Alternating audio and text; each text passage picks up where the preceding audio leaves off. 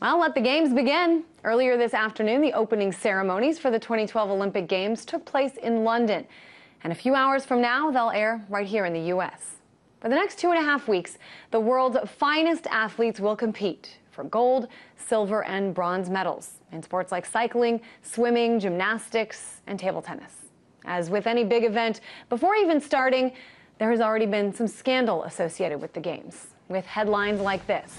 Olympic doping World Anti-Doping Agency says 107 athletes have been banned from the Games. They failed the testing. These headlines have been all over the place. So as all of our loyal viewers know, one thing that we like to do here at RT is think outside the box. We want to ask a different question. What if doping at the Olympics were legal? There is a chorus of people calling for this very thing. Andy Mya, a bioethicist at the University of the West of Scotland, recently told Nature magazine, if the goal is to protect health, then medically supervised doping is likely to be a better route. Better yet, the world of sports should complement the World Anti-Doping Agency with a World Pro-Doping Agency, the goal of which is to invest in safer forms of enhancement.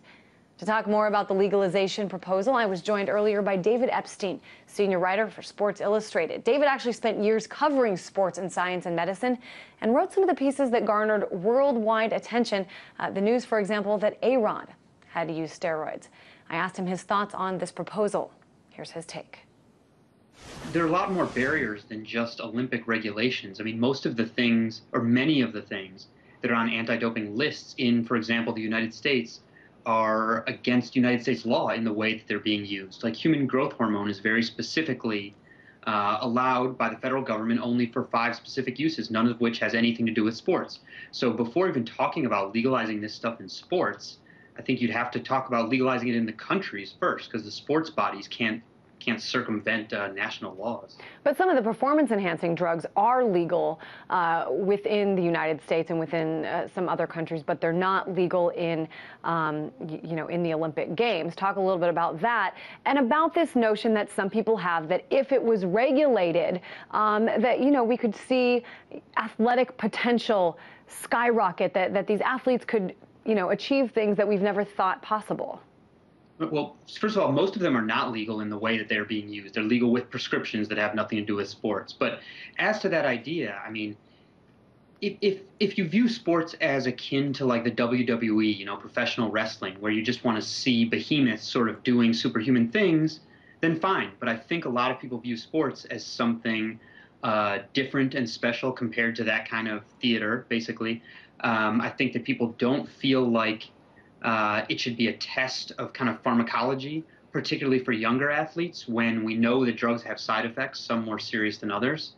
And I think for most people who are interested in sports and compete in sports, because I will say the most vehement, the people who are the most emphatically against proposals like that, in my experience, are athletes themselves. I don't think they want to have to do drugs to improve themselves. I don't think they see that as kind of in line with the things that they enjoy about sports they got into sports for. And I think it would change that aspect of the human achievement of sports. There's also that argument that the doping is already happening, and more and more we're seeing increased, better technology to catch these athletes. I know that before the Olympic Games even started this time around, more than 100 potential athletes have been banned because of this. But the thing is that a lot of people in favor of this they say it's going on already. So let's have it go on in a place that is regulated, where doctors can oversee it to make sure fewer people are harmed. It certainly is going on already. There's no doubt about that. And I think that's sort of, in my experience in talking with people in sports, I don't hear like any sort of growing movement to this effect. I know there are a couple of people who kind of have that idea, and I'm not, I think it has certain merits that should be discussed. But I don't think that the way that people usually attack a problem that is essentially a crime or a breaking of rules is to say, well, since it's happening anyway, like why bother enforcing it since some people are doing bad things? So I don't really understand that approach. It seems to me to be sort of, attack that people take when they're sort of afraid of having like an ethical discussion and attempting to stop something that's difficult to stop. Absolutely. I call it the marijuana argument. It's going on. So that's why a lot of proponents of legalizing say, well, let's just legalize it so it can be taxed. We of course, just want to bring it up because we think it's a discussion that's really not being had. Let me ask you this. You know, when these athletes are found doping, they're afterwards, after the fact, they're often stripped of their medals along with their endorsement deals and their general glory. How much do you attribute the actions of these individuals to themselves, or is this more of a larger systemic issue? It's both.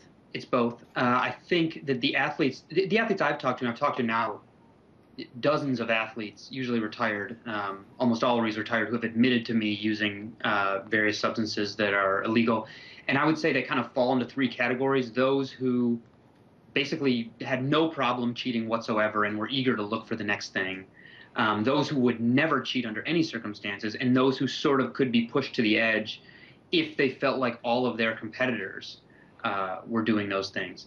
And, you know, I think a lot of athletes fall into that category, and if they feel like they can be protected from their fellow competitors, they want to be, basically. I'm wondering, since you covered this, how are performance-enhancing drugs different from, you know, other performance enhancers? I know the 2008 full-body swimsuits, or, you know, the sprinter from South Africa who was actually using mechanical prosthetics. I mean, these are also performance enhancers in their own right.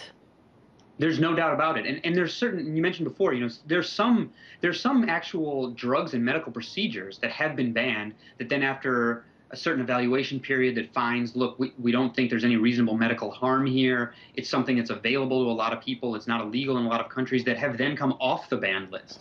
And that does happen. Of course, swimming decided that those suits, I think as Ryan Lochte was just saying yesterday, that in that case the suit was making the swimmer instead of the swimmer making the suit, and they felt that was contrary to the goals of the sport, so they got rid of it. There's no doubt that the prosthetics, obviously a double amputee wearing prosthetics, those are performance enhancing, and that's been a source of great controversy. And actually, I was just finishing an article up on it today. Oh, excellent. Well, we'll keep our eyes open for that. What about steroids? I mean, you've written about this. Steroids versus performance enhancers. What are the major differences here?